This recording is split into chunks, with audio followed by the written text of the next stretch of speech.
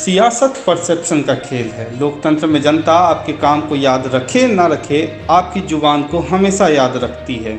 हिमाचल में उपचुनाव का बिगुल बज चुका है। पार्टी, प्रत्याशी और बागी तीर कमान से लैस हो गए हैं। मकसद साफ है, उपचुनाव सेमीफाइनल है और 2022 का विधानसभा चुनाव फाइनल। कांग्रेस के लिए यह जनता के मूड का लिटमस टेस्ट है। कांग्रेस के लिए यह जनता के मूड का लिटमस टेस्ट है तो बीजेपी के लिए अग्नि परीक्षा। बीते 4 सालों का लेखा जोखा इस बार जनता के सामने पेश होगा। दांव पर सीएम जयराम की कुर्सी ही नहीं, पूरी पार्टी की नैया लगी हुई है। इस बार तो कई कार्यकर्ता जो कल तक खेवनहार थे, वे आज उसी नाव में छेद करने के लिए कूद पड़े। 2 जगह तो सीएम ने रूठों को मना लिया, पर इन सबसे इतर केंद्रीय मंत्री अनुराग ठाकुर जो कहते हैं उसे एक बार आप सुनिए। 1 लोकसभा 3 विधानसभा के चुनाव, मीडिया वाले लग पड़ते हैं लिखने की सेमीफाइनल आ गया, ये इसको भी सेमीफाइनल बोलेंगे, इससे पहले कोई चुनाव हुआ उसको भी सेमीफाइनल बोलेंगे, अभी शिमला का चुनाव आएगा उसको भी सेमीफाइनल बोलेंगे।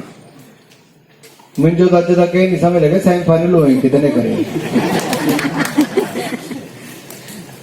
बिंदल जी को पता होगा कितने के सेमीफाइनल होते हैं पहले, क्योंकि पिछली बार शिमला के इंचार्ज दिए थे, शिमला की भी हमने म्युनिसिपल कॉर्पोरेशन जीती। भाई और बहनों, टिकट तो एक ही व्यक्ति को मिलता है,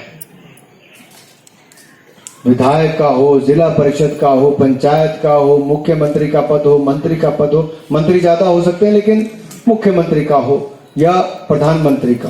केंद्रीय मंत्री अनुराग ठाकुर ने कार्यकर्ताओं को चेताया। उन्होंने कहा कि चुनाव के दौरान ऐसी कोई बात ना कहें जिससे लोगों का सेंटिमेंट्स बीजेपी के खिलाफ चला जाए। साथ ही उन्होंने चुनाव को हल्के में न लेने की बात भी कही है। दरअसल ये वो चेतावनी है जिसे केंद्र में सूचना प्रसारण मंत्रालय का जिम्मा संभालने से पहले पीएम मोदी ने उनको दी थी। मकसद साफ है, विकास की बयार बहाने की बात चाहे जितना कह लो, अगर जनता की भावना भड़की तो मिट्टी पलीत होते देर नहीं लगेगी। कोई चुनाव हल्का नहीं होता, ना हल्के में लेना है। आखिरी दिन तक पूरी मेहनत करनी है, हर घर को दस्तक एक नहीं 2-2 बार देनी है। लोगों से हाथ जोड़कर निवेदन करना है कि जयराम जी ने आपकी सेवा में कोई कमी नहीं छोड़ी, आपने भी रतनपाल जी को वोट देने में कोई कमी नहीं छोड़नी है। भाई और बहनों, भाई बिंदल जी ने और उससे पहले खेलों की बात भी हुई, बाकी बातें भी हुई। आज उपलब्धियां सब कार्यकर्ता जानते हैं, जनता बहुत जागरूक है। जब तक हम लोग घर पहुंचेंगे उससे पहले आपके घर वाले वहां पर बता देंगे, अच्छा आज बिंदल जी ने कहा था, कंवर जी ने ये कहा था, रश्मिधर सूद जी ने थोड़ी देर में अपनी बहनों से सब बात कह दी और रतनपाल जी भावुक हो गए।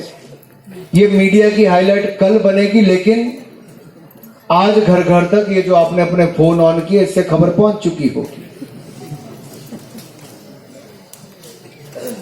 4 घंटे आपने यहां पर लगाए, लेकिन अगले 4 मिनट के अंदर खबर सबके पास होगी, क्योंकि एक गलत स्टेटमेंट कहीं ना कहीं चुनाव को खराब कर देती है। हमें कोई गलत कदम नहीं उठाना है, ये मौके बार बार नहीं मिलते। उपचुनाव बहुत कम जगह बार बार आता है, और जब आप एक बार भाई रतन जी को जिम्मेदारी देंगे और अगले साल एक बार फिर उनको मौका मिलेगा, तो कम से कम इस 1 साल के अंदर वो इतनी भाग दौड़ शिमला तक करें कि जो 4 वर्षों की कमियां हैं उसको 1 वर्ष के अंदर पूरा करने का।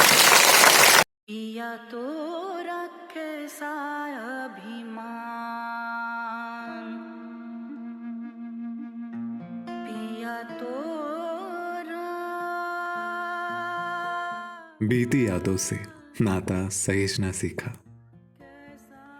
हाथ थाम कर जिनके चलना सीखा, गिरने लगती जब तो उनसे संभलना सीखा।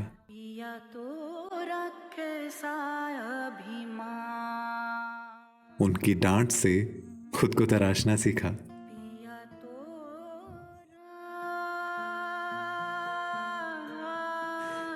घर से दूर होकर भी दिल को हमेशा यह एहसास रहता है, उनका प्यार और फिक्र हमेशा मेरे साथ रहता है।